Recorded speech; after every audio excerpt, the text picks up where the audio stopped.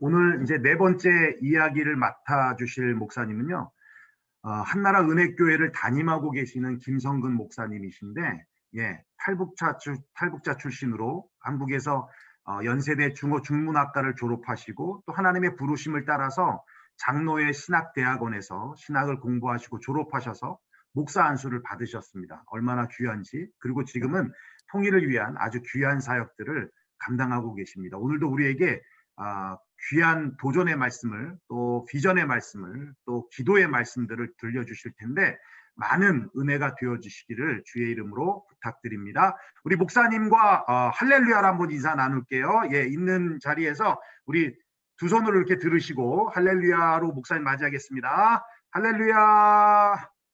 감사합니다. 음소거 나머지 분들은 음소거 해드리겠습니다. 감사합니다. 안녕하세요. 저는 김성근 목사입니다. 1997년도에 중국으로 탈북을 했습니다. 저는 북한에 살 때 그 함경북도 청진에서 살던 사람입니다. 제가 탈북하게 된 이유는 90년대 말에 시작된 고난의 행군 때 저희 가족들도 먹을 것이 다 떨어졌어요. 저희 아버님은 작가셨고요. 어머님은 의사였어요. 그런데도 불구하고 북한에서는 이렇게 먹을 것이 다 없어서 두 명의 누님이 먼저 아사로 돌아갔어요. 그리고 한 명의 누님은 시집을 가서 집에 없었고, 그래서 저희 집에는 저와 아빠, 어머니 세 명이 살고 있었는데, 이제 굶어서 돌아가야 될 사람은 아버님과 어머님 차례가 왔어요. 저는 젊으니까 밖에 나가서 훔쳐라도 먹으면 이렇게 살 수 있는데 부모님들은 노인분들이라서 그렇게 살 수가 없었어요. 20대 청년이 이렇게 부모님이 굶어서 돌아가신다는 걸 보면서도 아무것도 할 수 없다는 것은 정말 큰 고통이었어요. 그러다가 어머님이 중국에 가면 먹을 게 있다더라. 그 소문을 들어서 너는 가라. 이렇게 여기서 죽지 말고 너 한 사람은 가서 살아라 해서 탈북을 하게 됐습니다. 그때부터 이렇게 그 중국에 와서 생활하게 됐죠. 죄송합니다. 제가 기도를 안 하고 시작했네요. 긴장한 바람에 미안합니다. 제가 잠깐 기도하고 다시 시작하겠습니다. 하나님 감사합니다. 주의 은혜로 한 목회자를 주님께서 키워주셨습니다. 주님께서 오늘날 우리에게 베푸시는, 또 북한에 베푸시는 은혜를 이 자리에서 함께 나누고자 합니다. 주님 임하여서 우리가 함께 주님의 마음을 알게 하여 주시옵소서. 예수님 이름으로 기도했습니다. 그러니까 탈북을 해서 저는 중국에서 살기 시작을 했습니다. 중국에서 살면서 여기저기 정처 없이 떠돌아다니다가 한국에서 오신 선교사님을 만나게 됐어요. 그 선교사님은 중국에서 탈북민 지하 통독 사역을 하시던 분이었어요. 그래서 이렇게 몰래 이렇게 중국에 이렇게 은밀한 집 초소를 만들어 놓고 거기다 탈북민들을 5명에서 10명 정도씩 이렇게 모아놓고 통독 사역을 하는 분이었어요. 그래서 그런 통독 사역장에 가게 됐어요. 거기서 통독을 하기 시작했는데, 혹시 그 통독을 어느 만큼 맹렬한 속도로 했냐면 하루에 신약 성경을 한 독씩 했어요. 아침 8시에 통독을 시작하면 저녁 6시면 마태복음부터 시작해서 계시록까지 다 할 수 있어요. 그렇게 해서 하루에 한 독씩 통독을 하고 성경 말씀 하루에 10절씩 암송하고 하루에 2시간씩 기도하는 이런 생활을 시작하게 됐어요. 근데 그때 이 통독을 하기 전까지 저는 하나님을 들어본 적이 없어요. 하나님을 믿지도 않고 성경이라는 책을 본 적도 없고, 그런 상황에서 이 성경을 그렇게 읽기 시작하니까 너무 고통스러웠어요, 저는. 아, 중국에서 이렇게 여기저기 떠돌아다니면서 방랑하면서 험한 일을 많이 해봤어요, 저는. 그럼에도 불구하고 견디기 어려웠습니다. 그래서 사실 도망치고 싶은 마음도 많았고, 여러 번 도망도 쳤고, 그런데, 갈 곳이 없었어요. 밖에 나가봤자, 이렇게, 어디 거처할 곳도 없고, 숙식을 해결할 곳이 없어서, 저는 정말 밥 먹으려고 통독을 시작을 했습니다. 그렇게 해서 한 1년을 하다 보니까, 1년이면 신약 성경 한 100독을 하게 돼요. 구약 성경은 한 10독을 하게 돼요. 한 1년을 성경 통독하다 보니까 성경이 굉장히 많이 익숙해졌습니다. 그리고 좀 지식적으로 좀 많이 알게 됐어요. 제가 북한에 있을 때 공부를 하다가 이렇게 북한에서 대학을 졸업하고 이렇게 탈북을 했기 때문에 지식적으로 뭔가를 받아들이는 거는 좀 빨랐어요. 그래서 그때부터 100독 정도 하니까 지식적으로 뭔가 아는 것 같으니까 좀 말도 하고 이러니까 한국 선교사님은 저를 신임해 주셨어요. 하나님 잘 믿는다고. 또 그렇게 볼 수밖에 없는 이유가 성경 통독 100독을 하면서 저는 뭘 배웠냐면요. 하나님을 배운 것이 아니고 이렇게 믿는 척하는 연기하는 걸 배웠어요. 저뿐만 아니라 그때 그곳에 있던 대부분의 탈북민들이 다 그랬죠. 그렇게 해야 살아남을 수 있으니까. 그래서 근데 연기하는 수준이 굉장히 좋아요. 북한에서 김일성을 이렇게 앞에서 하듯이 똑같이 하면 되니까 일단 쉬웠어요. 연기하는 거는. 그리고 남한 사람들은 잘 속아줬어요. 속아준 건지 정말 속는 건지는 모르겠는데 잘 믿어줬어요. 그래서 한국 선교사님은 제가 하나님 믿는다고 생각하고 이렇게 그때는 제가 기도도 정말 잘했어요. 그리고 성경을 이렇게 설교를 하는데 설교도 잘했어요. 한 성경 100독 정도 읽고 나니까 뭐 허원하더라고요. 지식적으로는. 그러니까 저를 팀장으로 세워주셨어요. 그래서 10명의 탈북자들을 맡겨주셨어요. 이 탈북자들에게 또 성경을 가르치고 통독 훈련을 시켜서 너처럼 예수 믿는 사람 만들어라. 그래서 제가 통독 사역을 제가 직접 하기 시작했습니다.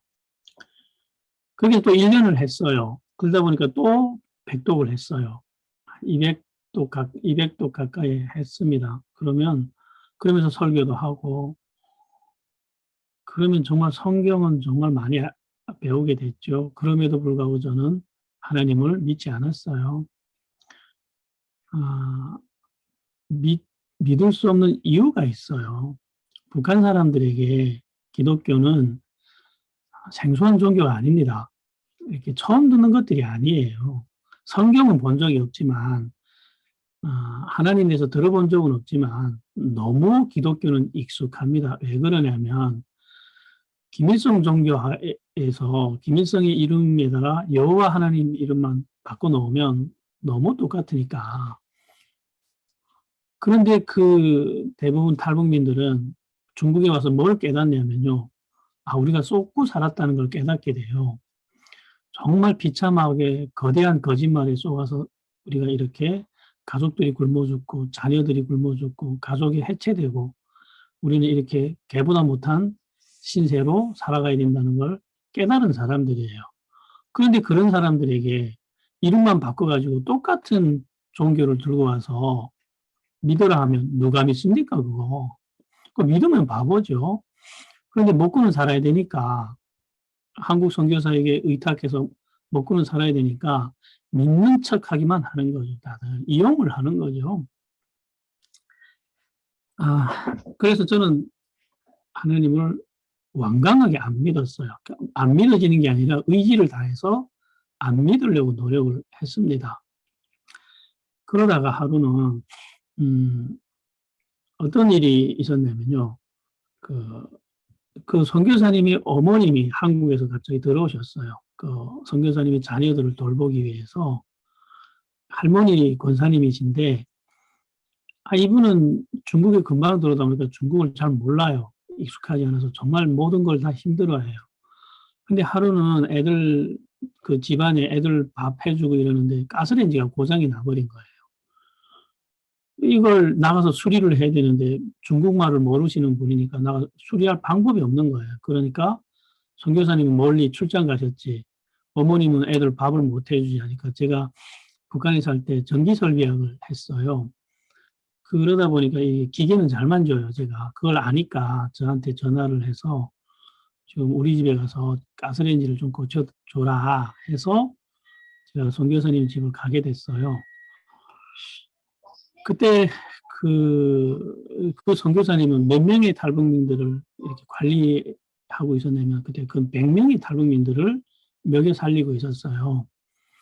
그러다 보니까 팀장들을 만났을 때마다 돈을 정말 많이 들고 왔어요. 그래야 사역장들이 운영되니까 팀장들에게 한꺼번에 보따리를 들고 와서 나눠주면서 사역을 하라고 이렇게 돈을 나눠주던 분이었어요. 그러니까 우리 문에 그 선교사님은 정말 돈 많은 사람이었어요. 그러니까 저는 이렇게 상상을 했어요. 아, 저 선교사님은 돈 많으신 분이니까 집도 굉장히 좋은 집에서 살 거야. 엄청 잘 살 거야. 부유하게 살 거야. 이렇게 상상을 하고 그 집을 찾아갔어요. 아, 근데 집에 들어갔더니 장판이 없는 거예요. 겨울인데 난방을 안 했어요. 한국에서 4명의 자녀들을 데리고 왔는데 자녀들이 학교를 못 가요. 그러니까 집에서 그 장판 한 절반쯤 스티로폼을 이어 붙여놓고는 거기서 애들이 담요 뒤집어 쓰고 앉아서 한국에서 가져온 책들을 읽으면서 시간을 보내더라고요. 아, 집이 너무 춥고 우리 사역장들보다 너무 못한 집에서 살더라고요. 그거 전 충격이었어요. 그래서 가스레인지 다 수리해주고 나오는데 권사님이 그때 택시를 타고 가라고 중국 돈 50원을 주더라고요. 당시 중국 돈 50원이면 제가 사역장을 운영해봐서 알아요. 한 달 동안 따뜻하게 지낼 수 있는 보일러 값이 됩니다, 그게. 자기네는 보일러 안 하면서 나보고 택시 타고 가라고 50원을 주더라고요. 아, 그게 또 충격을 받았어요, 저는. 도대체 왜 이러시지, 이 사람들? 아니, 돈 없는 사람들도 아니고. 그래서 이렇게 택시를 타고 사역장으로 돌아가면서 그때 뭔가가 제 마음에 임했어요. 아, 정말 저는 부끄럽더라고요. 그때, 저는 하나님을 안 믿는 사람이기 때문에 그 팀장을 하면서 어떻게 살았냐면요. 돈을 훔쳤어요. 사역비를 하라고 이렇게 돈을 주면 그 중에서 한 일부분은 제 몫으로 늘 이렇게 갈라놨어요. 그래서 제가 가졌어요. 일종의 탐호죠. 저는 그것에 대한 부끄러움이 없었습니다. 왜냐, 하나님 안 믿으니까, 당연히 그래야 된다고 생각했어요. 북한에서는 그렇게 안 하면 살 수가 없거든요. 그래서 거기에 대한 죄책감이 없었어요, 저는. 그런데, 그러면서도 이렇게 돈을 훔치고 해서 그 돈이 굉장히 좀 시간이 지나면서 많아졌어요. 당시 중국 돈을 한 3,000원 정도 이렇게 모였어요. 그 돈이 생기니까 저는 너무너무 기뻤어요. 이제 세상을 다 가진 것처럼. 제 인생에 이렇게 많은 돈을 제가 가져본 적이 없었거든요. 너무 행복했는데 그때부터 하나님이 제 마음에 강력한 충격을 주기 시작했어요. 설교하는 제 마음에 너는 도둑이다. 너는 그 돈을 내놔라. 하여튼 저는 하나님한테 이렇게 대들었습니다. 음성을 주시는데 그 음성에다 제가 뭐라고 대들었냐면요. 저는 탈북자입니다. 탈북자가 도둑질 안 하고 삽니까? 그 법적으로 안전하게 사는 남조선 사람들은 거짓말 안 하고 그리고 돈 많은 남조선 사람들은 도둑질 안 하고 살 수 있지만 탈북자 보고 정직하라고요? 그거 죽으라는 말이에요. 탈북자 보고 도둑질 하지 말라고요. 그런 사람 북한에 다 굶어 죽었습니다. 그렇게 정직하고 깨끗하게 사는 사람은 탈북도 하지 말아야죠. 그런 사람 다 죽었어요. 저는 그렇게 살 수 없습니다. 하고 전 대들었어요, 하나님께. 나 도둑인데 어쨌다고요? 이렇게 하고 전 탈북자라고요. 하고 뉘우치려는 생각보다는 하나님이 바르지, 저게 요구하는 하나님의 음성이 바르지 않다고 저는 생각을 했거든요. 그런데 그 선교사님 집에 갔다가 이렇게 오면서 하나는 충격을 받았어요, 제가. 저 사람 택시를 타고 오는데, 야, 저 사람들은 우리를 살리겠다고 저렇게 온 가족이 저렇게 고생을 하는데 나는 도둑질이나 하고 앉아있고 이런다는 내 모습이 너무, 너무 부끄러운 거예요, 갑자기. 그래서 그때 펑펑 울면서 택시 안에서 제가 하나님께 이렇게 기도를 했습니다. 하나님, 제가 잘못했습니다. 제가 돈을 내놓겠습니다. 하고 사역장으로 돌아가서 그 제가 가르치는 형제들한테 다 말했어요. 제가 돈을 꺼내놨어요. 이렇게. 자, 이게 내가 훔친 돈이다. 제 인생의 최고의 용기 아니었을까 생각을 합니다. 지금 생각하면. 그 돈을 꺼내놓고 제가 한없이 울었어요. 그때 하나님이 저를 얼마나 큰 은혜로 안아주셨는지 저는 죽는 날까지 잊지 못할 것 같아요. 오열이 터지는데 제가 어떻게 울었냐면요. 눈에서는 눈물이 나오고 코에서는 콧물이 나오고 입에서는 침까지 질질 흘리면서 방을 떼굴떼굴 굴면서 울었어요. 정말 추하게 울었어요. 저는. 후에 알게 됐어요. 사람이 영혼으로 울면 그렇게 운다 하더라고요. 이렇게 깊은 영혼부터 이렇게 눈물이 터져 나오면 행복했어요. 그 눈물이. 너무 행복한 눈물이었어요. 그때부터 하나님의 영이 저 안에 임했어요. 어떻게 알았냐면요. 세상이 다르게 보이더라고요. 하늘과 땅이 전혀 다른 하늘과 땅이 보이기 시작하더라고요. 그 전까지는 아무 생각 없이 하늘과 땅을 쳐다봤는데 그 후에는 이 모든 것들이 만들어진 것이라는 게 보이는 거예요. 얼마나 신비한지. 지나가는 돌멩이도 신비하고 꽃 한 송이도 전율할 정도로 아름답고 기적 같고 완전히 다른 세상이 내 앞에 펼쳐지는 거예요. 그러면서 그때부터 다시 성경을 읽는데 성경에 기록된 모든 말씀들이 믿어지는 게 아니라 내 눈앞에 실체가 돼서 펼쳐지더라고요. 그러면서 저는 그때 하나님을 인격적으로 만났습니다. 그때부터 저는 기독교인의 생활을 하기 시작을 했죠. 그런데 그때 저는 너무 행복해가지고 하나님께 이렇게 고백을 했어요. 하나님, 나 이제 더 이상 원하는 거 없다고. 다시 그 가난한 탈북자의 삶으로 돌아갔지만 돈 한 푼 없는 탈북자의 삶으로 돌아갔지만 나는 영원히 여기서 살면서 북한 사람들한테 하나님을 전하면서 살다 죽겠다고, 한국 안 가겠다고. 당시 탈북민들이 꿈에도 소원은 한국 가는 거였거든요. 나 한국 안 가도 된다고 그렇게 기도를 했습니다. 저는 죽는 날까지 그렇게 행복하게 살 수 있다고 믿었죠. 그런데 그로부터 딱 2달 후에 중국 공안에 체포됐어요. 저만 체포된 게 아니고 같이 공부하던 한 80명의 탈북민 형제들과 팀장들, 선생님들, 그 선교사까지 다 같이 잡혔어요. 그래서 그들은 북한으로 끌려나와서 다 죽었어요. 그 중에서 살아남은 사람은 3명뿐이에요. 3명의 팀장들이 살아남았어요. 어떻게 살아남았냐면요. 한국 선교사님은 이렇게 한국 신분이니까 한국으로 추방을 시키더라고요, 중국에서. 그래서 그분이 한국으로 가서 많은 구호 활동을 해서 힘 있는 사람들을 동원해가지고 이렇게 3사람을 뽑았어요. 그 중에서 정말 잡혀 나가면 그 자리에서 처형되는 사람들, 이런 팀장들 3명을 뽑았어요. 그 중에서 제 1명이 뽑혀가지고 저는 살았어요. 그리고 한국으로 왔습니다. 그때부터 저는 하나님의 일을 하기 시작을 했어요. 이렇게 저를 살려주신 하나님의 은혜 감사해서 신학 공부를 했고, 그리고 이렇게 8년 동안 한국 교회들에서 목회 훈련을 받았고요. 그리고 2016년도에 그 서울시 노원구 중계동에 탈북민 교회를 개척을 했습니다.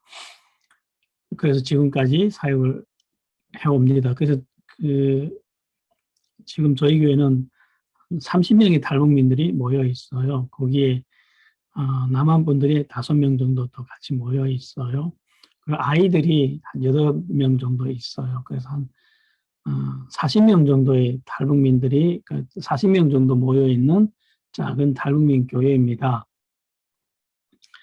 제가 오늘 김종환 목사님께서 3가지 주제를 저에게 요청해 주셨어요. 제가 어떻게 하나님을 만나게 됐느냐, 그리고 탈북 성도의 그게 맞는 복음 전도법이 어떤 것이 있느냐, 그리고 지금 북한의 지하교회 상황에 대해서 좀 신청받았어요. 그래서 3가지 주제로 이 강의를 하려고 합니다. 이렇게 저는 하나님을 믿게 되고 목사가 되고 이렇게 2016년도부터 노원에서 탈북민 교회를 개척을 했는데 미국은 어떤지 모르겠지만 한국에서는 요즘에 교회 개척한다는 일이 너무 힘듭니다. 많은 목회자분들이 개척을 했다가 문을 닫는 경우가 많아요. 거기다가 탈북민 교회를 개척한다는 것은 정말 몇 배로 더 힘듭니다. 그런데 저는 하나님의 은혜로 지금 교회가 만들어지기 시작을 했어요. 지금 현재 한국에서 탈북민들이 한 30명 모이는 교회 됐다. 한국 일반 교회의 기준으로 볼 때는 자그마한 교회지만, 죄송합니다. 이게 작은 교회인 것 같지만 탈북민들의 교회 기준으로 보면 정말 작은 교회 아닙니다. 그래서 정말 하나님의 은혜였죠. 이렇게 저를 들어 사용하시는 하나님이 만드신 교회입니다. 그런데 많은 사람들이 저보고 물어요. 많은 분들이 탈북민 교회를 개척을 하지만 잘 안 돼요. 안 돼서 힘들어하시는 분들이 많습니다. 그래서 어떻게 전도를 하냐고, 탈북민들에게 맞는 전도 방법이 있냐고 이렇게 물어봅니다. 그래서 저는 그런 분들에게 이렇게 가르칩니다. 이렇게 말씀드립니다. 있다고. 탈북민들은 한국에서 하던 전도 방식대로 하면 안 된다고. 전혀 다른 방식으로 탈북민들은 접근을 해야 된다고. 그럼 어떻게 다른 방법으로 접근을 해야 되느냐. 거기에 대해서 제가 좀 설명을 하겠습니다. 자, 탈북민들이 처한 상황과 남한 분들이 처한 상황은 전혀 달라요. 영적으로 어떻게 다르냐면요. 탈북민들은 기독교가 처음 만나는 종교가 아닙니다. 제가 아까 소도에서 말씀드렸듯이 매우 익숙해요. 김일성 종교하고 똑같아요. 이름만 바꾸면 동일 종교입니다, 사실. 그렇기 때문에 한국의 많은 분들이 이렇게 생각을 해요. 그렇기 때문에 그냥 예수 믿기 더 쉽지 않겠냐? 이렇게 생각을 해요. 그러나 반대예요, 사실. 그렇기 때문에 절대로 안 믿어요. 그냥 김일성 종교 때문에, 이 동일한 종교 때문에 끔찍한 고통을 당했는데 그걸 또 믿으라고 들고 오면, 이름 바꿔서 또 믿으라고 들고 오면 세상에 그걸 누가 믿습니까? 그래서 탈북민들은 절대로 기독교를 안 믿어요. 싫어해요. 그래서 이렇게 중국에서 지금 한국으로 들어오는 탈북민들이 90% 이상이 선교사님들이 도움을 받아서 한국으로 와요. 그래서 중국에서는 다들 잘 믿어요. 다들 뜨거워요. 근데 한국에 오면 90% 이상이 교회 안 나갑니다. 너무 싫으니까, 기독교가. 북한에서 여기에 학대당한 것으로 충분하다 생각하고 안 나오는 거예요. 이게 본질적으로 달라요. 한국 분들은 기독교에 대해서 이렇게까지 적대 감정을 가지고 있지 않아요. 대부분 좋은 이미지를 갖고 있죠. 선한 종교다. 예수 믿으면 착해진다. 뭐 이렇게 생각하는데, 우리가 볼 때는 이건 거의 가까이에서는 안 될 그런 집단이죠. 그런 사람들에게 똑같이 예수 믿으세요 하는 말은 어떻게 들리냐면 그 이름만 다른 김일성을 믿으세요. 이렇게 들린단 말이에요. 그래서 안 되는데 그럼 어떻게 해야 되느냐? 김일성 종교가 기독교의 경배 체제를 그대로 들고 갔는데 단 하나는 못 들고 갔어요. 흉내를 못 낸 게 뭐냐면 하느님의 사랑이었어요. 그거는 흉내를 못 내죠. 그 흉내 낸 데서 되는 게 아니잖아요. 그거를 가지고 접근해야 돼요. 기독교가 가지고 있는 그 어떤 것도 안 통하는 이유가 자, 아름다운 찬양, 아름다운 이야기들, 굉장한 놀라운 이야기들, 기적의 이야기들 다 있어요, 북한에. 찬양, 그러니까 간단한 실례를 한번 들어볼까요? 이렇게 기독교가 가지고 있는 아름다운 찬양들. 혹시 여기에 그 미국에서는 북한 인터넷이랑 들어갈 수 있을 거예요. 들어가서 김일성, 김정일 찬양을 들어보세요. 못지않게 아름답습니다. 음악적 완성도가 아직도 북한 사람들이 김일성, 김정일을 증오하면서도 여기 와서도 그 노래를 불러요. 너무 아름다우니까. 아름다운 이야기들 북한에도 많아요. 기적의 이야기들, 김일성이 북한을 해방시킨 기적 이야기, 뭐 모세 이야기 거의 비슷해요, 그거. 그런 거는 절대로 마음이 열리지 않는데 단 하나, 하나님의 사랑. 그래서 오늘날 지금 한국에 예수 믿는 탈북민들이 많아요. 근데 그 예수 믿는 탈북민들이 가서 얘기를 해보면 옆에 꼭 이런 사람이 있어요. 정말 신실하신 집사님, 목사님, 선교사님. 그래서 그들의 사랑에 감동이 돼가지고 마음을 열기 시작한 사람들이 결국은 다 예수를 믿었고 하나님을 믿어요. 그래서 저는 탈북민들에게 접근할 때 예수 믿으십시오. 하나님, 예수 믿으면 행복해집니다. 하나님은 당신을 사랑합니다. 이런 말을 절대로 쓸 수가 없어요. 그런 말이 저들이 마음을 오히려 더 닫아버린다는 걸 알기 때문에 그렇게 하지 않고 오히려 거칠지만 다소 무례해 보이지만 가서 주먹으로 툭 치면서 같이 밥 먹자. 같이 놀자. 그러면서 교감을 하면서 예수 믿으란 말을 최대한 안 해요. 그냥 같이 놀아주고 같이 들어주고 그들이 걸어왔던 길 사실 들어봐야 뻔하거든요.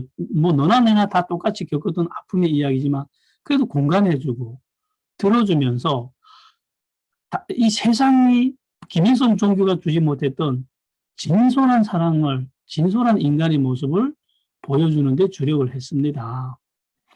그랬더니 그들은 마음을 열기 시작했어요. 그랬더니 그들이 교회를 찾아오기 시작했습니다. 그리고 교회에 정착을 하기 시작했어요. 저는 절대로 요란하게 하나님은 당신을 사랑합니다. 우리 같이 찬양 부릅시다. 이렇게 아름답게 삽시다. 선하게 삽시다. 절대로 아니래요. 그냥 네가 먼저 느껴라. 경험해라. 하나님을. 하기 싫으면 하지 마라. 새벽기도 힘들면 안 나와도 된다. 주요 예배 안 나와도 된다. 그냥 우리 같이 하나님에 대해서 조금씩 알아가자. 이렇게 그냥 삶으로, 평범한 삶으로 이렇게 접근을 했어요. 그렇게 저는 그게 다르다고 생각을 해요. 그리고 또 한 가지 다른 면이 뭐냐면, 김일성 종교가 다 가져갔는데, 또 뭘 못 가져갔냐면, 요거를 못 가져갔어요. 성경을 못 가져갔어요. 이건 성경을 못 가져간 게 아니라 안 가져갔죠. 정말 오늘날 북한의 김일성 종교가 이를 악물고 사생 결단하고 이렇게 안 보여주려고 노력하는 게 성경입니다. 그래서 저는 저들에게 아무런 교육 그걸 쓰지 않고 오로지 성경만 가르쳐요. 북한 사람은 성경은 관심이 있어 해요. 왜 관심이 있어 하냐면 북한에서 살 때 성경을 가지고 있는 사람은 다 죽었거든요. 그래서 마치 성경은 막 그 악마의 책인 것처럼 성경 있는 사람들은 막 갖다 체포해서 총살시키고 죽이고 정치범 수용소 보내고 이러니까 성경에 대한 두려움이 정말 컸어요. 그리고 오히려 반대로 도대체 성경이라는 게 어떤 책이냐 하는 호기심이 있어요. 그래서 그들에게 인간의 이야기는 다 빼버리고 순수한 성경만 이렇게 하나씩 계속 가르쳤어요. 그러니까 성경은 들어요. 저들이. 성경에다 또 사람 이야기 붙여서 어떤 사람은 이렇게 아름답게 살았다 다 빼버리고 순수하게 성경만 가르쳐요. 그랬더니 들어요. 그리고 성경에 있는 하나님을 보다가 우리가 쏘갔구나. 하는 걸 깨달아요. 그 김일성이 거짓말한 것이지 우리가 정말 하나님이 나쁜 게 아니구나 하는 걸 깨닫고 조금씩 이렇게 하나님에 대해서 마음을 열고 이제는 저희 교회 성도들 중에 정말 하나님을 믿는 사람들이 점점 매우 많아요. 어떻게 하냐면요. 제가 우리 교회 성도들은 하나님 믿는다는 말 어떻게 하냐. 이렇게 이렇게 연기를 잘한다 그랬잖아요. 그래서 여기 와서도 그 필요에 따라서 연기하는 사람들이 많아요. 그래서 저는 연기를 저도 많이 해봤기 때문에 이 연기하는 사람들을 최대한 걸러내려고 그래요. 연기할 이유가 없게 만들려고 해요. 왜냐? 어떤 경우에 연기를 하냐면요. 이익이 생길 때, 교회 나온 것 때문에 이득이 생기면 그 이득을 얻기 위해서 연기를 하기 시작합니다. 잘 믿는 척, 안 믿어도 믿는 척. 그래서 교회에서 어떤 이익도 제공하지 않아요. 저희 교회는. 그러니까 그렇게 연기하는 사람들이 나와야 될 이유가 없어요. 저희 교회는. 오히려 저희 교회는 이제는 성경 공부를 하는데 오후에 주일 오후마다 돈을 내라 그래요. 그 탈북민들은 보통 지금 한국 교회들에서 탈북민들을 많이 도와줘요. 그래서 교회 나오면 경제적 이득이 많아요. 그래서 그 교회를 왜 나가냐면 그 이득을 바라보고 나가는 사람들이 대부분이에요. 그런데 그래서 탈북민들은 교회를 선택할 때 어떻게 선택하냐면 그 교회에서는 얼마 줘? 그 교회에서 뭘 줘? 이거를 기준으로 해서 교회를 선택합니다. 그래서 저희가 전도를 할 때 우리 교회 노원 한나라 은혜교회 나오세요 하면 그 교회는 얼마 줘요? 우리 교회는 돈 안 줍니다. 쌀 안 줍니다. 이러면 거기 내가 왜 나가요? 안 나와요. 그런데 탈북민들 보고 성경 가르쳐 줄 테니까 돈 내세요. 이거 정신 나간 말처럼 들려요. 그거 내가 왜 돈 낼까? 교회 나가주는 것까지 대단한 건데 왜 돈까지 내면서 내가 그걸 배워야 되냐? 이러는 상황입니다, 지금. 근데 저는 돈을 받아요. 왜? 그러니까 많이 받지는 않아요. 한 달에 25,000원을 받는데 정말 마음 있는 사람만 들으라고. 어떻게 내가 이 교회에 좀 믿지도 않으면서 앉아있는 사람들은 걸러내려고. 그런데 저희 교회 성도들이 지금 80% 이상이 지금 돈을 내면서 성경 공부를 하고 있어요. 아무도 안 졸아요. 진지하게 앉아 듣고 재밌게 앉아 들어요. 이러면 하는 사람들이 아니잖아요. 그래서 저는 이런 그 탈북민들이 제가 탈북민이기 때문에 탈북민들에게 다른 방식으로 접근해달라 알고 그렇게 접근을 합니다. 그리고 또 교재가 달라요. 한국에는 한국 분들에게 그 성경을 가르치시는 교재가 굉장히 많아요. 굉장히 세련되고 잘 만들어진 교재가 많지만 그거는 한국 분들에게 맞는 교재예요. 그거를 북한 사람들한테 가르치면 어떤 사태가 벌어지냐면요. 밥에다 된장국에 여기다 밥 말아 먹던 사람들이 갑자기 빵에다 빠다 발라주는 거하고 똑같아요, 이게. 전혀 안 맞는 거예요. 그래서 저는 교재를 다시 만들었어요. 창세기부터 계시록까지 북한 사람들에게 맞는 성경 교재를 다시 썼어요, 제가. 그 교재를 쓰는데 제가 거의 한 10년 걸렸습니다. 언젠가는 북한 사람들에게 복음을 전하려면 이 교재가 전혀 다른 교재가 필요하다는 걸 저는 처음부터 중국에서부터 체감을 했기 때문에 전혀 다시 써가지고 북한 사람들이 맞는 어법과 문장 전달력, 배경 지식 이런 걸 가지고 전혀 다르게 이렇게 접근을 했더니 그것만 들어요. 그래서 저희 교회 성도들은 솔직히 이렇게 말해요. 다른 교회 설교 못 듣겠다고. 제가 잘해서가 아니라 맞춤형 교육 교재를 가지고 있기 때문에 다른 교회 건 못 듣겠다고. 심지어 이런 성도도 있어요. 김성근 목사는 정말 싫은데 여기 오면 들리니까 온다고. 이런 사람도 있어요. 다른 교회 다니다가 그 교회에서 도움 받으니까 그 교회 다니는데 전혀 안 들린다는 거예요. 근데 우리 교회 오면 들리니까 근데 저는 안 도와주니까 정말 미운 거예요, 제가. 정말 싫은 거예요. 근데도 와요. 저희 교회 설교를 들어요. 그러니까 들린다는 거예요. 이게 얼마나 무서운 힘이냐면요. 앞으로 북한 가도 이럴 거예요. 들리는 것과 안 들리는 것이. 왜? 교재의 차이입니다, 이거. 전혀 다른 교재를 우리가 사용을 해야 됩니다. 이렇게 전도 방법을 다르게 해서 그 외에도 많은 방법들이 다르죠. 가치관이 다르고 문화가 달라요. 그래서 그런 것들 다 이렇게 감안을 해서 저는 이렇게 합니다. 그리고 많은 분들이 저희 교회에서 이렇게 북한 지하교회 사역을 한다니까 궁금해합니다. 어떻게 북한에 지하교회가 있어? 정말 있어? 이렇게 말씀들을 합니다. 그래서 처음에 지하교회 사역을 하는 데서 정말 어려움이 많아요. 그래서 그러면 어떻게 지하교회 사역을 시작하게 됐는지를 제가 설명을 좀 해드릴게요. 제가 지하교회 사역을 하자 이렇게 결심해서 한 건 절대로 아닙니다. 저희 교회 탈북민들이 이렇게 많이 데리고 사역을 하다 보니까 어떤 문제가 생기냐면요. 탈북민들은 거의 100%, 거의 대부분이 북한하고 전화 통화를 해요.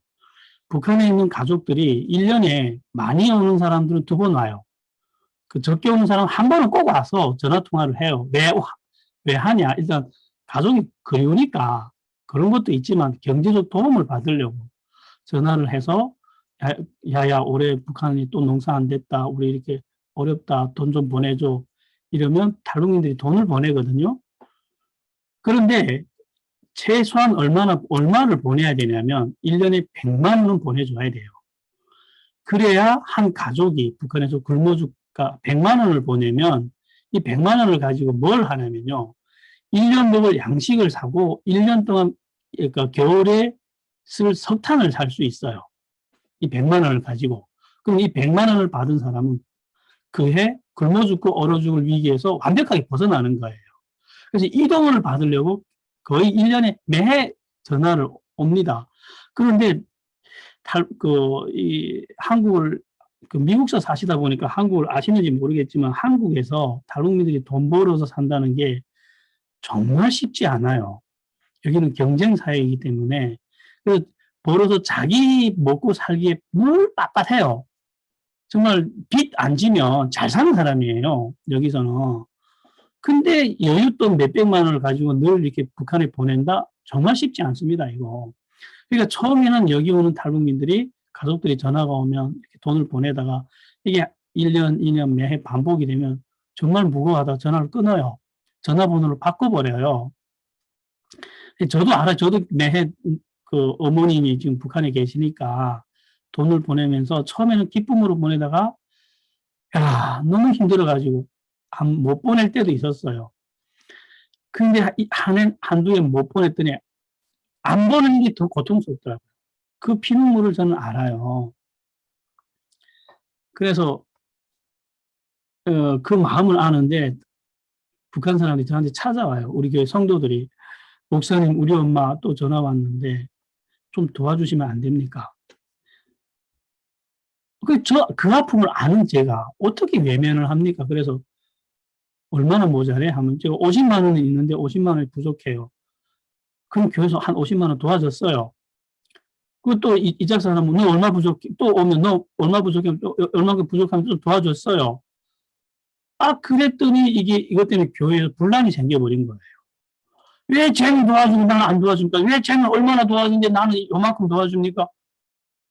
제 교회 운영 원칙이 돈을 안 준다가 운영 원칙인데 주장이 원칙이 깨지고 안 주장이 그 피눈물을 알고 그래서 제가 이거 어떻게 하면 좋지? 하다가 또 우리 교회에서 또 한 사람 한 사람 주려고 보니까 일단 교회 재정이 감당이 안 돼요. 그렇게 줄 돈도 없고 저희 교회는 한두 사람은 줄 수 있는데 다 준다는 건 감당이 안 되고 교회 문 닫아야 돼요. 그러면 월세도 못 내줘 그러면 그래서 제가 기도하다가 이렇게 제 주변 분들에게 호소를 했어요. 제 주변에 아시는 권사님, 집사님 이런 분들에게 제 주변에 이런 분들이 있었어요. 이렇게 컴패션을 통해서 아프리카 아이들을 입양을 해서 도와주시는 권사님들을 봤어요. 집에 가니까 애들 사진도 걸어놓고 이렇게 하더라고요. 그래서 제가 울컥해가지고 아니 아프리카 애들 도와주면서 왜 북한 사람은 안 도와줍니까? 북한 사람 도와주면 안 됩니까? 하고 막 절절하게 호소했더니 도와주겠다. 어떻게 도와주면 되냐 하니까 그 북한에서 살려달라고 전화 오는 그 사람들을 좀 도와달라. 1년에 100만 원만 보내면 그 사람들이 굶어 안 죽는다. 그리고 남한 사람이 돈을 보냈다는 것과 자기 가족이 돈을 보냈다는 건 전혀 본질이 달라집니다. 어떻게 달라지냐면요. 북한에서 지금 사는 사람들이 쌀 한 줌을 절대 공짜로 나누지 않아요. 공짜로 누군가가 돈을 단돈 100원도 안 주는 세상이에요. 그런데 나도 코도 모르는 사람이 100만 원이라는 거금을 내가 1년 먹고 살 수 있는 돈을 보냈다? 이거 어떤 충격이냐면요. 달에 있는 외계인이 나한테 1년 동안 먹고 살 돈을 줬다. 누가 믿습니까, 그거? 아무도 못 믿어요. 충격 그 자체예요. 근데 만약 줬다 이러면 그다음부터는 내가 오늘은, 아니, 올해 우리 가족은 한국의 어떤 나도 코도 모르는 사람이 나를 도와서 이렇게 살았어. 생각을 하게 돼요. 충격을 받아요. 그러다가 다음에 갔더니 또 주는 거예요. 다음에 또 주는 거예요. 그러면 이미 연결이 돼 있어요. 그 권사님하고 북한에 사는 그 사람. 그러다 언젠가 문이 열려서 찾아간다 해봅시다. 내가 당신에게 후원했던 사람이다. 가서 예수 믿으라면 그냥 믿어요. 그래서 저는 이렇게 통일이라는 게 마음과 마음이 연결되고 그게 통일이 아닙니까? 정치인들은 서로 연결이 안 되는 거고, 그건 우리 힘으로 어쩔 수 없지만, 백성들이 서로 이렇게 연결이 됩시다. 그러면 거기 물 밑에서도 통일이 이루어지다. 거기 수면 위로 올라가면 그건 통일이 아닙니까? 그럼 굳이 전쟁해야 될 이유도 없지 않습니까? 이렇게 기독교인들이 먼저 통일을 만듭시다 해서 동참하는 분들이 한 명씩 생기기 시작했어요. 그래서 첫 해 한 20가정 보냈어요. 두 번째 해 한 30가정 보냈어요. 근데 올해는 벌써 한 30가정이 제가 도와줬어요. 계속 늘어나요, 이게. 그러다가 이게 어떤 일이 일어났냐면, 제가 북한에 북한에 안에 사는 사람들을 돈을 후원한다는 가족들을 입양해서 도와준다는 소문이 나기 시작하니까, 거기서 신앙생활 하시는 지하 성도들이 찾아오기 시작하는 거예요. 그 북한에서 신앙생활 하는 사람들 대부분 한국에 또 이렇게 연결이 돼 있어요. 자기 친인척 통해서. 그런 사람들이 저한테 찾아와서 이렇게 말씀들을 하시는 거예요.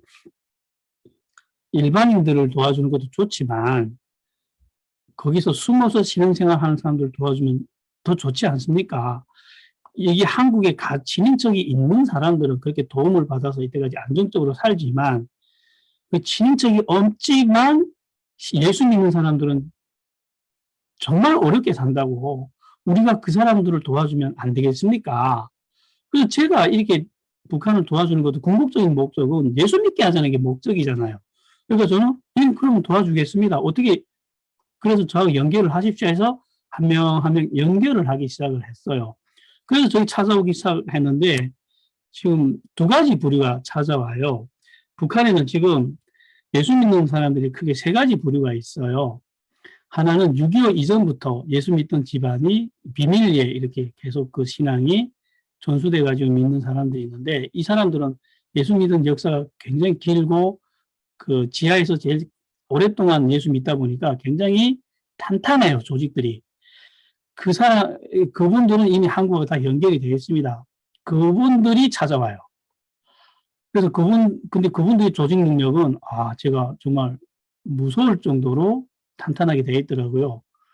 그런 분들이 한 부류가 있고, 그리고 그 90년대 이후에 90년대 말에 고난의 행군 때 이렇게 중국으로 탈북을 했다가 거기서 교회들에서 예수 믿고 다시 파송돼 간 사람들이 굉장히 많아요. 그렇게 파송돼 간 사람들, 잡혀갔던가 파송돼 갔던가 해서 예수 믿고 그들에 의해서 전도돼서 예수 믿는 사람들이 또 있어요. 그런데 이 두 부류는 절대로 서로 만나지 않아요. 서로 알고는 있어요.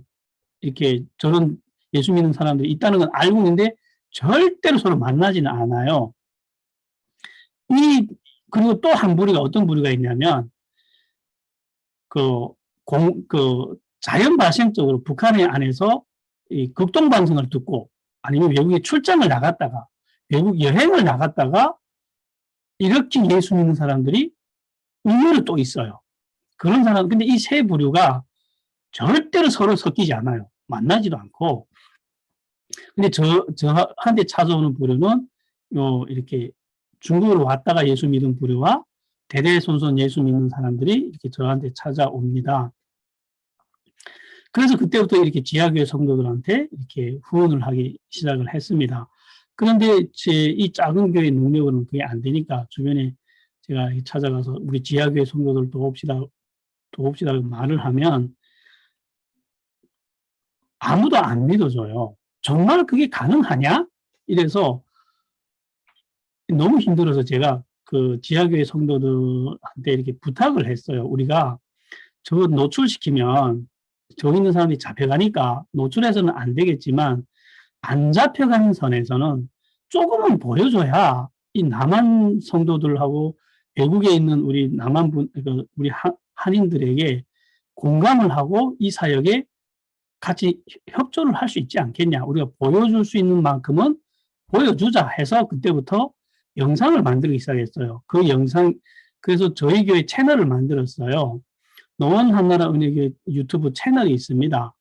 그래서 제가 오늘 강의 시간에 다 설명을 할 수가 없는데 그 채널을 통해서 그 채널 안에 보면 북한 지하교회 지하교회가 어떻게 돌아가는지, 어떻게 만들어지는지, 어떻게 지금 서로 연결이 돼서 진행되는지 다 나와요. 굉장히 구체적으로 제가 이렇게 보안에 걸리지 않는 선에서 다 이렇게 오픈을 해서 했습니다. 그래서 오늘 이 강의를 듣고 궁금하신 분들은 저희 채널에 들어와 보시면 나머지 문제들 풀릴 것 같아요. 간단해요. 유튜브에 김북한이라고 치면 나와요. 그리고 제가 이 채팅창에 또 그 주소를 올려놨습니다. 그리고 이렇게 해서 저희가 지금 북한 가정 입양 운동도 하지만 이제는 일반 가정들도 하지만 80% 이상은 예수 믿는 사람들을 도와줍니다.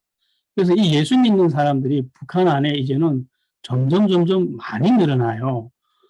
어느 정도로 북한이 이 예수 믿는 사람들이 급속도로 늘어나냐면 제가 북한의 사회 현상 몇 가지를 설명을 하겠습니다. 제가 97년도에 탈북을 할 때 당시 북한 문화에서는 하나님 믿는다, 예수님 믿는다, 이 말은 나는 정신병자다 이 말이에요. 북한 문화에서 어떻게 사람으로 태어나서 아직도 하나님이라는 걸 믿을 수 있어? 이게 북한의 보편적인 문화였어요. 그런데 제가 5년 전에 제가 계속 북한 상황을 모니터링 하거든요. 이렇게 전화를 연결을 하면서 5년 전에 어떤 충격적인 말을 들었냐면 북한 장마당에서 성경책이 팔린다는 거예요. 물론 합법적으로 팔리는 게 아니에요. 이렇게 한국의 드라마, 미국 드라마, 영화들이 팔리듯이 암거래로 팔리는데 그걸 누가 사가냐? 일반인들이 사간다는 거예요. 그래서 얼마냐 하고 물어봤어요. 얼마에 거래되느냐 했더니 북한 돈으로 5만 원에 거래된대요. 북한 돈 5만 원이면 어느 정도 돈이냐면요. 북한 한 가정이 한 달 기초생활비예요. 한국에서 한 달 기초생활비가 한 100만 원 정도 됩니다. 한 가정이. 그럼 재난권이 100만 원이란 말이에요. 근데 그거를 산대요. 굉장히 잘 팔린대요. 그래서 아니 왜 그렇게, 이건 엄청난 일이거든요. 왜 그렇게 사냐 했더니 우리처럼 하나님 잘 믿고 예수 믿으려고 사는 게 아니고 북한에 이런 소문이 돌았다는 거예요. 야, 집에 성경책이 있는 집들은 정말 일이 잘 풀려. 장사를 하면 장사가 잘 되고 아픈 사람이 없어지고 이런 소문이 돌아버린 거예요. 그러니까 사람들이 부족처럼 챙기기 시작한 거예요. 근데 그 소문이 정말 일리가 있는 게 뭐냐면 지하교회 성도들의 얘기를 이렇게 들어보면 거기서 간증들을 들어보면 거기서 하나님의 역사가 정말 강력하게 나타나요. 한국에서처럼 말씀 중심으로 나타나는 게 아니라 기도 중심으로 나타납니다.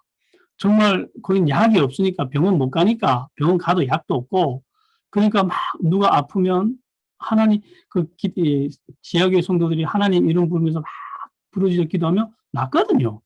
한국에서 안 일어나는 기적들이 일어나거든요. 치유의 역사들이 쉽게 일어나거든요. 그리고 또 장사 나가는데 먹을 게 없어서 장사 나가면서 막 하나님 찾으면 장사 되거든요. 정말 기적 같은 일들이 계속 일어나는 걸 몇 년, 옛날부터 계속 들었거든요. 그러니까 일이 될 수밖에 없어요. 그런 사람들. 하나님이 복을 주시니까 잘 되는 게 보이거든요, 이제는. 그러니까 사람들이 성경책을 챙기기 시작했어요. 그러다가 얼마 전에, 지지난주인가? 저희 교회 성도 한 자매님이 자기 동생한테 이렇게 전화를 해서 돈을 보냈거든요. 우리 교회에서 또 도와줬어요. 그러니까 기분이 좋아가지고 저한테 찾아와서 자기 동생하고 했던 얘기 다 저한테 해주시는 거예요. 이런 얘기 해주시는 거예요. 자매님이 전화를 하면서, 야, 이거 우리 오늘 권사님이, 오늘 목사님이 주시는 돈이니까 너 이 돈 하나님께 고마워해야 돼? 그러면 너도 예수 믿어? 하고 이랬더니 그 동생, 한국에 있는 분은 언니분이고 그 북한에 있는 동생분인데 그 동생이 이렇게 말을 하더래요. 언니, 지금 요즘 여기 예수 이름 안 부르는 사람 아무도 없어. 다 예수를 부른다는 거예요. 그래서 언니가 오히려 놀래가지고, 그건 무슨 말이니? 하고 물어봤더니, 요즘 어디 장사 떠나도 예수 이름 부르고, 장마당에서 장사를 해도 예수 이름 부르고. 그러니까 우리가 아는 것처럼 구원자이신 예수님, 하나님의 아들이신 예수님, 십자가에서 나를 구원해서 이렇게 믿는 게 아니라, 그냥 부족처럼 믿는 거예요. 근데 이게 사회 현상이 됐다는 거예요. 옛날에는 한 10년 전까지만 해도 예수 이름은 보이부 지도인들만 알고 있는 이름이었어요. 굉장히 특별한, 이렇게 예수 믿는 사람들을 잡아내는 사람들만 아는 이름이었는데, 이제는 북한의 노동하던 일반인들이 다 아는 이름이 됐다는 거예요. 신기한 이름이 아니라는 거예요, 이제는. 그래서 이렇게 북한이 전화 통화를 할 때, 네, 기도하십시오. 기도하면 하나님이 당신을 도와주십니다. 이렇게 말하면 전혀 어색해하지 않아요. 아유, 고맙습니다. 기도하겠습니다. 마치 우리 동네 문화처럼 받아들여요, 그거를. 이거는 엄청난 변화거든요. 제가 북한에서 탈북할 때하고 지금 천지개벽한 것처럼 변하거든요. 근데 이런 사회 현상을 누가 만들었느냐? 뒤에서 누가 주도했느냐? 거기에 있는 지역의 성도들이거든요. 그래서 지금 이 지역의 성도들이 지금 몇 분이죠? 제가 한 5분, 10분 정도만 더 할게요. 시간이 지금 거의 다 되는데. 제가 하면서, 정말, 이건 우리가 좀 알아야 될 것 같아요. 지금 북한에 안에 있는 그 신앙인들도 잘 사는 사람이 있고 가난한 사람이 있어요. 어떤 사람들은 잘 사냐면요. 한국하고 연결된 사람들은 굉장히 안정적으로 사는 수위를 넘어서 이제는 생산 능력을 가지기 시작했어요. 그래서 좀 이렇게 오랫동안 후원받던 조직화된 사람들은 그 도움을 요청하는데 이제는 이렇게 요청을 합니다. 배 사주세요. 자동차 사주세요. 이렇게 요구를 해요. 그러니까 한두 푼 100만 원, 200만 원 보내주는, 그러니까 그런 사람들한테는 100만 원씩 보내지 못해요. 왜냐하면 물이 있기 때문에, 한 조직으로 있기 때문에. 그래서 이렇게 한 가정당 100만 원 이렇게 보내주는데 아예 배를 사게 도와주세요. 그럼 배값이 얼마입니까? 1,500만 원 합니다. 막 이래요. 왜 배를 사달라고 하느냐? 그러니까 우리가 언제까지 한국에서 후원받아 살겠냐? 우리도 자급자족 하겠다. 근데 왜 배냐 하면 배를 타고 바다에 나가서 고기 잡아서 그걸 팔아서 우리 나눠 먹으면서 살겠다. 근데 배를 타고 바다에 나가야 거기서 예배를 드릴 수 있다는 거예요. 이게 저희 유튜브 채널에 다 나와 있어요, 이런 게. 그가 예배를 드릴 수 있는 장소가 거기가 가장 안전하다는 거예요. 고기 잡으러 하나. 그러면 돈도 벌어서 좋아. 가서 예배도 드릴 수 있어 좋아. 예배 모임도 할 수 있어 좋아. 그래서 배를 사달라 이래요. 그러니까 이제는 안정적인 후원받는 사람들은 여기 이 수준까지 갔고요. 기본적으로 장마당이 자기 매대를 갖고 있고요. 또 그렇게 하라고 후원을 해요, 저희가. 그래서 너희들이 돈을 벌어서 옆에 있는 사람들한테 가난한 사람들 나눠줘라 이렇게 후원을 해요. 그러나 이렇게 연결이 안 된 사람들은 정말 굶어 죽을 위기에 처해서 어렵게 삽니다. 그런데 어떤 부류 사람들이 있냐면요.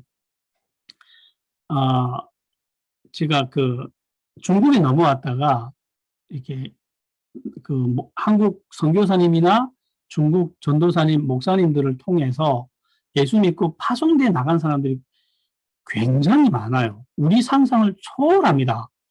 제가 그렇게 이렇게 우리 교회에서 선교사님 한 분 파송을 했는데 그분이 어떤 분이냐면 90년대 말부터 국경에서 그렇게 탈북민들이 넘어오면 예수 믿게 해서 다시 파송시키던 선교사님이에요. 이분이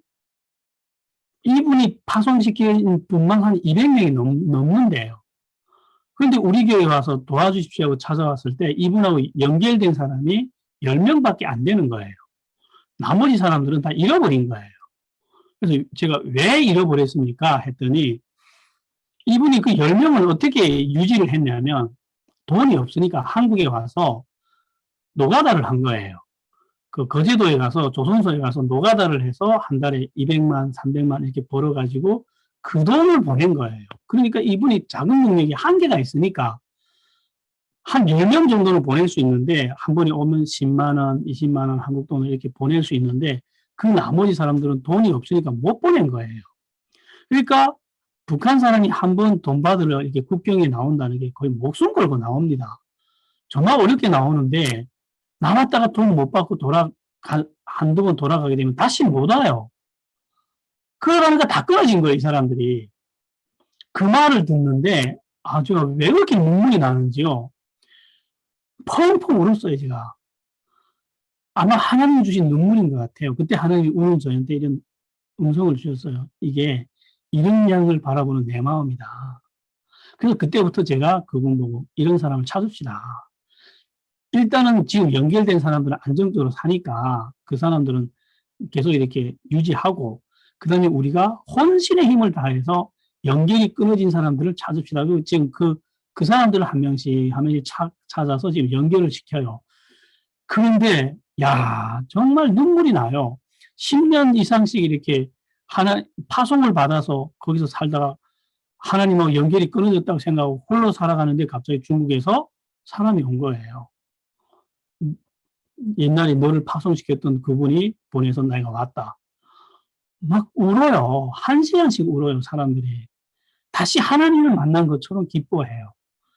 그래서 제가 이 사역을 하면서, 야, 우리 성도님들하고 이렇게 얘기를 해요. 한국 교회는 이걸 몰라서 못하지만, 그들의 마음을 느끼지 못해서 못하지만, 우리는 알지 않느냐. 우리는 저들의 눈물을 같이 겪어보지 않았냐. 우리는 정말 이들을 위해서 기도하고 우리 교회는 이거 하자. 우리 교회가 문 닫는 그날까지 이 사역을 하자 하고 우리 교회 탈북민 성도들이 이 사역을 해요. 헌금하고 약 보내고 옷 필요하다면 옷 보내고 필요하다면 다 헌신하고 이렇게 합니다. 지금 그렇게 해서 지금 우리는 지하교회 성도들과 이렇게 본의 아니게 연결이 됐어요. 처음에는 솔직히 제가 이 사역을 하면서 굉장히 부담스러웠어요. 왜냐하면 이 조그만 교회가, 이 힘없는 교회가 감당하기에는 너무 큰 사역이니까. 그래서 제가 좀 하다가 힘센 목사님이 누군가가 이걸 할 의향이 있으면 좀 넘겨드리고 싶더라고요. 저는 너무 힘드니까. 근데 자꾸 커져요, 이 사역이. 왜냐하면 이렇게 연결이 끊어졌던 성도들 한 사람 만나면 한 사람을 보냈는데 10년 전에는 만나고 보면 3명, 4명이 되어 있는 거예요, 이미. 그럼 그 사람들도 도와줘야 되고, 이렇게 자꾸 늘어납니다, 지금. 이런 상황이에요. 그래서 제가 최근에는 이렇게 좀 같이 협력해서 사역합시다 하고 주변 사람들한테 지하교회 이야기들을 문자로 보내기 시작했어요. 그러다 보니까 엊그제 보낸 그 메시지가 좀 이렇게 그 주빌레에도 떴나 봐요. 이렇게 보신 분들이 몇몇 분 계시더라고요. 그런 식으로 저는 지금 사역을 하고 있습니다. 제가 오늘 강의는 여기까지 하겠습니다. 감사합니다. 기도하고 마무리하겠습니다. 하나님 감사합니다. 하나님이 북한에서 하시는 놀라운 역사의 한 부분을 우리가 나누었습니다. 그냥 인간의 언어로 덤덤하게 했는데 하나님의 마음을 느낀 사람들이 있었으면 좋겠습니다. 그래서 같이 하나님과 이 사역을 손잡고 걸어가는 사람들이 있었으면 좋겠습니다. 예수님 이름으로 기도했습니다. 아멘.